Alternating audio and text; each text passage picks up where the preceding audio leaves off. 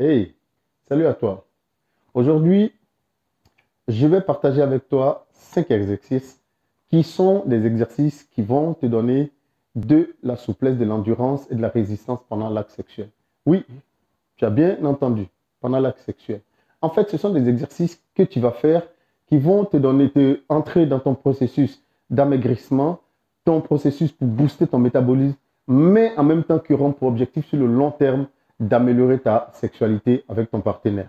Parce qu'il n'y a rien de pire et de frustrant que de voir notre partenaire s'éloigner de plus en plus de nous simplement parce que nous avons pris du poids, simplement parce que nous sommes dans une incapacité à cause de cette prise de poids de pouvoir faire une relation sexuelle normale. Et je rappelle que vous pouvez utiliser chez vous à la maison des bouteilles d'eau.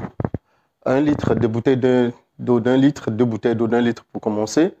Et au bout de 10 jours, 2 semaines, vous pouvez passer à des bouteilles de 2 litres parce que 1 litre fait plus ou moins 1 kilo. Donc, cela veut dire que vous serez en train de travailler avec les 10 premiers jours avec seulement des bouteilles d'1 kilo. Mais le plus important, c'est fondamentalement au début le mouvement pour acquérir beaucoup plus de souplesse au niveau des lombaires.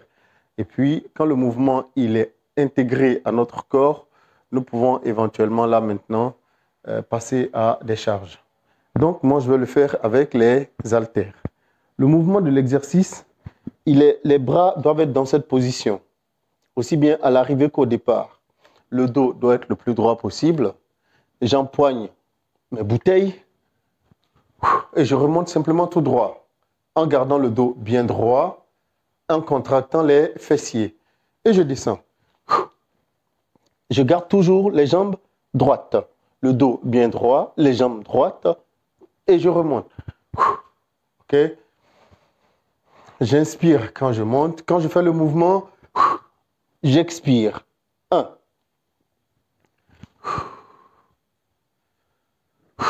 J'expire quand je descends.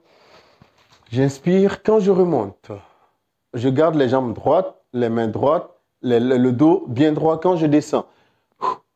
Éviter les mouvements saccadés pour éviter les blessures. Contracter les fessiers quand on remonte et on redescend.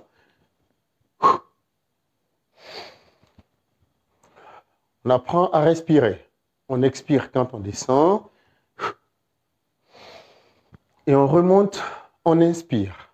Je me mets de face afin que tu vois comment ça fonctionne. Les bouteilles, je les empoigne en tournant les poings vers moi. Je descends. L'ouverture des pieds, les pieds sont dans l'ouverture des épaules. Je descends. Je remonte. Je descends. Je remonte. Je ne plie pas les genoux, je garde les genoux droits et je remonte. Pour faire la planche, je me mets sur les genoux d'abord pour partir. Je me mets sur les genoux. Ensuite, je vais prendre appui sur les coudes et je vais rester dans cette position. Le dos parallèle au plancher. Je tiens les fessiers contractés comme si je résistais à une forte envie d'aller aux toilettes. L'abdomen contracté et le nombril comme si je voulais toucher mon dos avec mon nombril. Le cou qui reste dans l'alignement de la colonne vertébrale. Je reste et je regarde mes mains.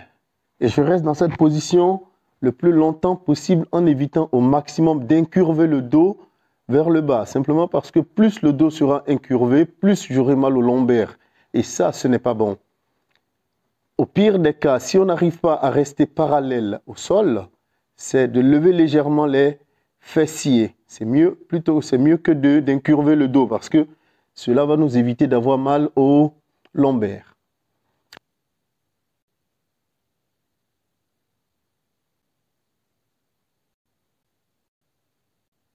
Je peux mettre les mains aux hanches. 1.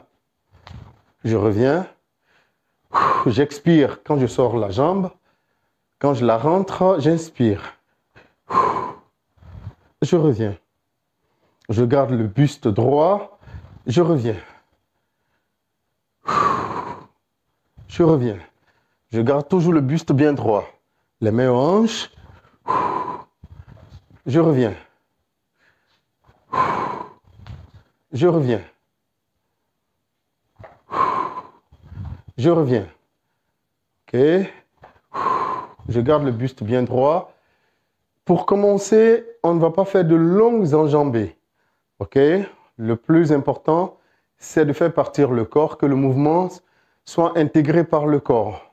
Avec le temps, plus on va travailler, plus on va pouvoir faire de longues foulées comme maintenant ce que je suis en train de faire. On peut commencer par de petites foulées. Il n'y a pas de problème. OK?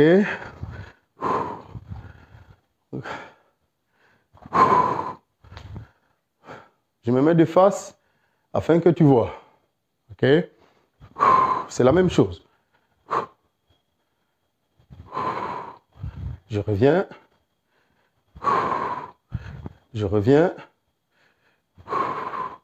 Je reviens. Et tu as fini. Pour faire le pont, je me couche. Les pieds posés, à même le tapis. Les mains posées à même le tapis le long du corps. Les épaules complètement collées au tapis, ainsi que la tête. Je vais lever le bassin en gardant les pieds bien collés au tapis, ainsi que les mains. Je prends appui fondamentalement sur mes épaules. Je pars. Quand je monte, je reste en suspension quelques secondes. Je garde les fessiers contractés et je descends. La respiration, c'est toujours le même. Quand je fais l'effort, j'expire. Et quand je reviens, j'inspire. Quand je monte, je reste quelques secondes, j'expire. Et quand je descends, j'inspire. OK?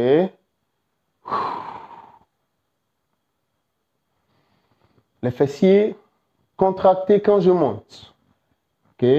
Évitons les mouvements saccadés qui risquent de nous faire mal. Le mouvement doit être le plus fluide possible. OK? Et je redescends. OK? Et je redescends. OK? Et je redescends.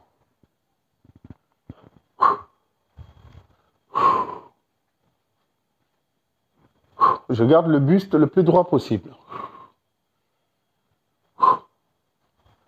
Si on n'est pas capable de descendre complètement sur les genoux, ce n'est pas grave. Pour un début, ce n'est pas grave. On peut faire un squat non complet. Et puis au fur et à mesure, on peut faire le squat complet.